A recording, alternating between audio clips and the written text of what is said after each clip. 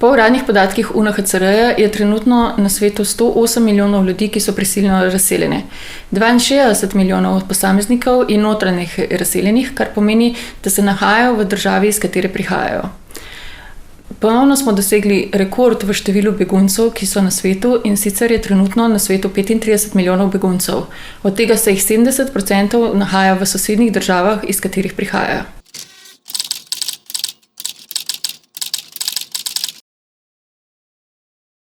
Privatno sponzorstvo oziroma zasebno sponzorstvo je oblika dopolnilne poti. Dopolnilne poti so v bistvu poti, ki omogočajo posameznikom, da lahko na varen, urejen in zakonit način pridejo v Republiko Slovenijo. Kot vemo, v praksi osebe nimajo možnosti, da bi lahko na regularen način prišle v Slovenijo. To pomeni, da se morajo posluževati nevarnih in irregularnih poti, na katerih so izpostavljeni različnim oblikam nasilja in izkoriščanja. Varne in dopolnilne poti omogočajo osebam varen in zakonit prihod v Slovenijo, ne da bi bile izpostavljene tovrstnim nevarnostim. Ena izmed takih oblik je zasebno sponzorstvo oziroma sponzorske sheme. To pomeni, da lahko kdorkoli ali organizacija, civilna družba, posameznik, družina, univerza, delodajalec sklene obliko zasebnega sponzorstva, v katerem se odloči, da bo na nek način podprl osebe, ki bežijo. To pomeni, da jim lahko pomaga, bodisi s tem, da jim zagotovi nastanitev, pomoč pri jeziku ali kakršnokoli drugo pomoč, ki jo te osebe potrebujejo. Poznamo različne oblike, različne sheme sponzorstva po svetu. Te so velikokrat vezane na skupnosti, se pravi, veliko je odvisno od skupnosti, ki se odloči, da bo sprejela v svoje okolje določeno število oseb na različne načine in da jim bo pri tem ponudila pomoč in podporo.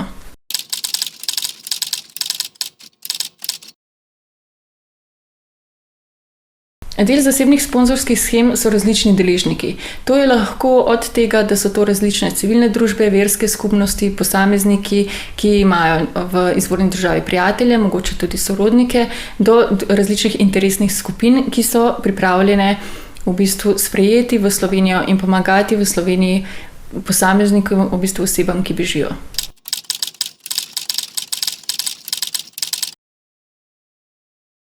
Izjemno pomembno je, da so sponzorske sheme namenjene tistim, ki pomoč nujno potrebujejo, ki potrebujejo zaščito, se pravi osebam, ki bežijo. V svetu poznamo različne oblike sponzorskih shem in glede na to so v bistvu različni kriteriji, kdo lahko v njih vstopa in kdo ne. Nekatere so namenjene samo sorodnikom določenim osebam, druge so namenjene v bistvu osebam, ki študirajo, ki iščejo določeno vrsto zaposlitve in tako dalje. Tako da, ko govorimo o zasebnih sponzorskih shemah, imamo tukaj široko paleto možnosti, ki jih lahko vpeljemo tudi v naš sistem.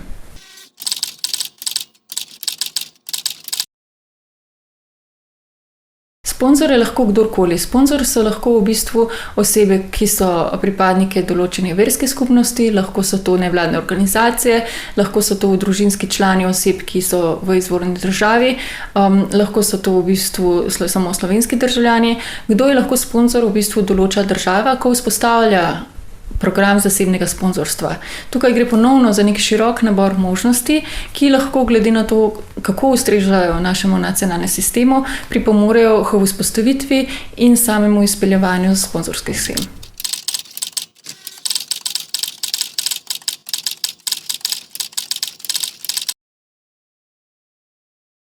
Tudi, ko govorimo o odgovornosti sponzorja, gre lahko tukaj za različne odgovornosti. Lahko govorimo o tem, da se sponzorji vključijo v sam proces prihoda sponzoriranca že pred prihodom v Slovenijo. Naprimer, da pomagajo z informiranjem, iskanjem nastanitve, podajanjem raznih informacij, učenjem slovenskega jezika.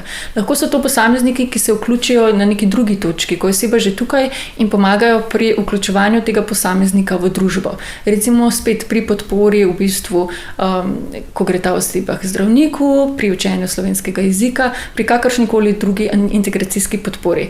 Lahko so pa to osebe, ki so v sam program vključene od začetka do konca, se pravi, da so to osebe, ki se same vključijo v program in želijo enega sponzoriranca pripeljati v Slovenijo, ali pa osebe, ki se vključijo v program in jim je sponzoriranec glede na to, kako se ujemata, v bistvu dodeljen.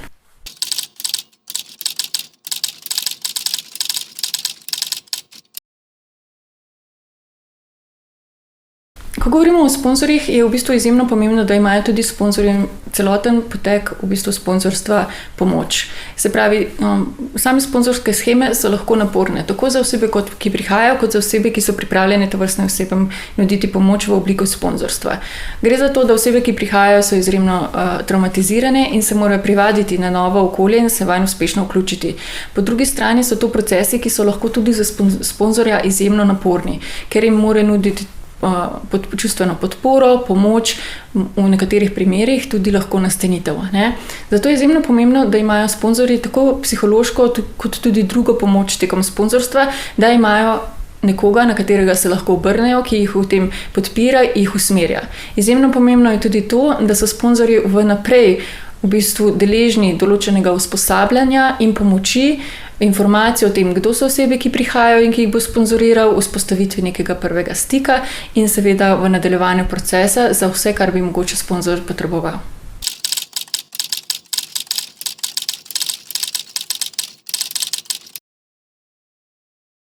Največja prednost takega programa je seveda to, da lahko na tak način osebe v Slovenijo pridejo na zakonit in varen način. Torej, da se jim ni potrebno posluževati kakršnihkoli nevarnih poti, da bi lahko sem prišle. Seveda je prednost tega programa, da tudi z dodatno pomočjo sponzorja se lahko tovrstne osebe lažje vključijo. To pomeni, da imajo dodatno pomoč in podporo pri sprejemanju v družbo in pri vseh nadaljnjih korakih, ki jim omogočajo lažjo integracijo.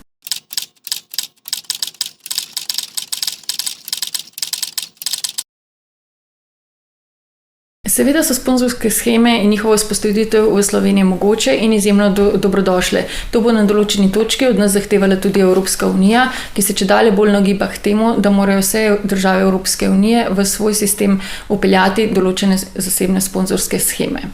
V Sloveniji je to mogoče tudi zato, ker imamo zelo močno tradicijo v bistvu prostovoljstva in ker so ljudje pripravljeni pomagati in nuditi pomoč osebam, ki to nujno potrebujejo. Tako da iskreno verjamemo, da je vzpostavitev sponzorske sheme v Sloveniji mogoča.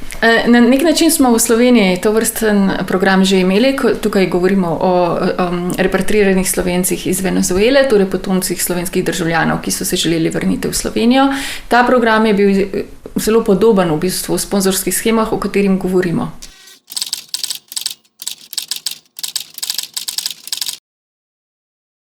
PIC in Mirovni inštitut sta v letu 2022 in 2023 izvajala projekt Comfort-SE, dopolnilne poti za jugovzhodno Evropo.